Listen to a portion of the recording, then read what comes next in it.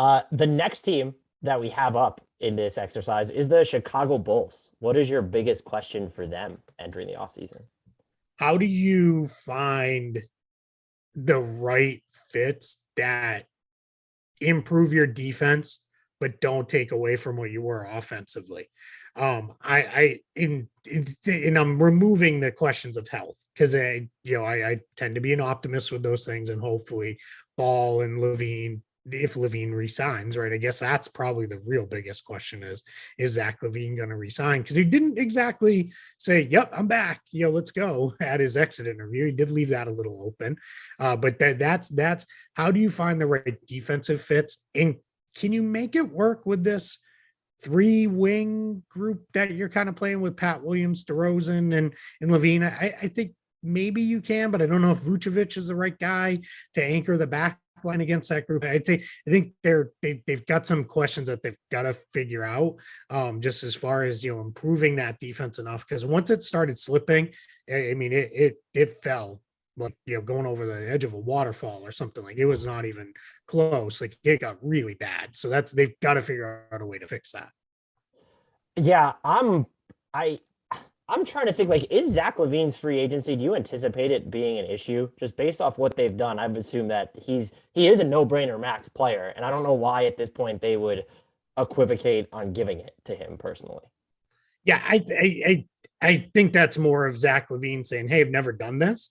Because let's remember, right? He signed an offer sheet with the Kings, and the Bulls matched it, and then that's been it for his entire career so far. He's played, on those two contracts. So I think he's probably looking forward to, hey, hey Lakers, there's absolutely no way you can acquire me, but sure, I'll come to LA and wine and dine me. Let's have some fun. So I think there is, that sense. Yeah, you want your guys to come out of a season saying, yes, I'm re-signing here, I'm going to stay. But the problem is, anything goes sideways with that, no one ever blames the team. Everybody rips the player, and it ends up in a whole ugly conversation. So I want to see it get to a point for Levine where, yeah, don't mess around, re-sign him. You're built to win right now. If could that be an issue 4 years, year five? Yeah, maybe. But deal with that when it comes. Get him re-signed. You signed DeRozan and Ball for now, for to win right now. So get that sorted and go. Because yeah, I don't want that to be, don't be silly about this. But it's Jerry Reinsdorf, so that can occasionally gets a little messy. My biggest question for them is, because I'm just assuming Zach Levine is going to come back, is do they have like the every possession wing on their team that they need in a playoff series? Whether you think that's Patrick Williams, and that's in addition to Alex Caruso and Lonzo Ball, or whether you think it could be Ayo Dosunmu, or do they have the assets necessary or the gall necessary to go out and get that guy? If it's they were linked to Jeremy Grant pretty heavily at the trade deadline, and you look at they have that pick in the future owed to Orlando, that certainly makes their trade packages a little bit more challenging. And I think they might look at it from the perspective of, well, what if Patrick Williams and Lonzo Ball and Alex Caruso were all healthy the entire season? I think we've seen at this point with every single team, you can't just bank on getting even close to great health. Do you see them being aggressive and trying to get maybe more of a veteran presence on the wings, or is this going to be more of a we'll pay Zach Levine and we think that our team is going to be good enough as is if it's healthy? Yeah, I was a big proponent before the injuries became too much. I thought at the trade deadline, they were built to trade guys, young guys, maybe even Patrick Williams, because at the time, I remember he was out and missed a large chunk of the season. Do you trade him and Kobe White and something and go get Harrison Barnes, Jeremy Grant, somebody like that? I thought those guys would have been perfect fits because I just didn't think they were going to have that size come playoffs. And then, of course, they got the worst possible matchup they could in the box for them because they don't have anybody who could handle Giannis. And that's, I mean, breaking news, right? Team can't defend Giannis. But you've got to figure that out. I want to see them get either somebody who is a true four sized guy, but can ideally play inside outside, so like a Barnes or a Grant, or get somebody who's a 4-5 that allows you to take Vucevic off the floor at the end of games, and you can slide that guy over to the 5, and then you can scale up your lineups with Ball and Caruso in the backcourt, Levine and DeRozan on the wing, and you hopefully can put together a good enough defense. Do you think that I know some people have floated, I don't want to get too much into the Jazz territory, but there are people that have floated that they could upgrade from the Vooch minutes at this point at the five. And I don't want to say I'm firmly against that, but it feels like should you really be doing that when you gave up so much to get him? So now you're going to take more stuff. That's the word of this podcast. Attach it to Vooch and then try and upgrade the center spot. And look, his connective passing and just volume from the outside is important when you're working with DeMar DeRozan Yeah. powered offense because he's not a non-shooter. Like he's an expert in the mid-range, but he's not someone who's going to chuck a ton of threes. And you also have, Lonzo Ball and Levine, good high-volume three-point shooters now. You don't have the luxury of volume necessarily a lot of your wing spots. Caruso's not the best shooter either. And that's also something you probably need to take into account if you're going to go after that 3-4 type player that joins, a Levine and DeMar DeRozan as your primary building blocks.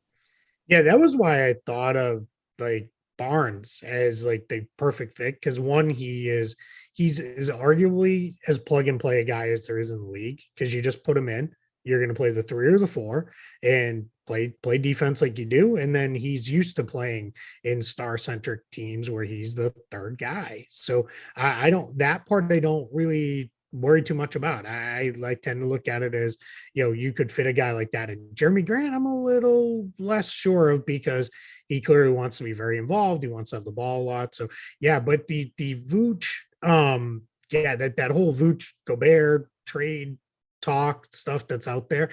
I don't love Gobert for this team like I do some other teams, just because I think now you've got kind of 2 non 3-point shooters in your opening group at least. You're probably best with Caruso. Now you're looking at 3. That starts to get real messy. You're going to really struggle, I think, to put together the best kind of offense you can with a setup like that. So I don't love that trade because it's also going to cost you more than just Vooch. It's going to cost you something else to go get that. And that's that. What is that something else? That becomes a major question as well. I will be curious to see, and they look like on the sheet that I'm using that they have enough room or wiggle room below the apron this year to use their full non-taxpayers mid-level. Maybe it gets a little bit tight after Zach LaVine's new deal. It'll be close. Mm-hmm. I'm just wondering, based off the free agent market and how little like cap space beyond the mid-level is available, if they can use that to get appreciably better. But you also go through the list of most likely free agents, and it's like, all right, well, who is that guy? And Yep. it's this year's free agency class, like I just don't see that guy. And that makes it even more challenging because it almost feels like they have to go the route of acquiring a wing via trade rather than hoping that free agency is enough. Yeah, or you have to really bank that Patrick Williams is that guy, and that Yeah, that's he's true. gonna come in and be there, and then maybe what you do is you go get I'm just throwing random names out here, but a Pat Connaughton type or a Daniel House or somebody who can fill in minutes just in case Williams doesn't pop like that. Or could they be a team that says, what, we're gonna go with we'll look at a guy like Kyle Anderson. Mhm. Who can play the 3 and the 4, and we can fit him in, and he's used to coming off the bench, and he can do a lot of different stuff. Or they already went down this road, but a different guy now than he was before, but like an Otto Porter Jr. type. Is that somebody we could make work? I think that ship has probably sailed on Porter's side, but those are the things I think you got to get a little bit creative with there. And then finding a better quality backup for Vooch, I think, is also important. Yeah. You're not going to spend a ton of money on that, but just somebody who can give you 10, 15 minutes a night. Because if you overextend Vooch in the regular season, he's just not going to have enough left come playoffs. I trust me, I live in Orlando. I saw that up close and personal 2 years in a row.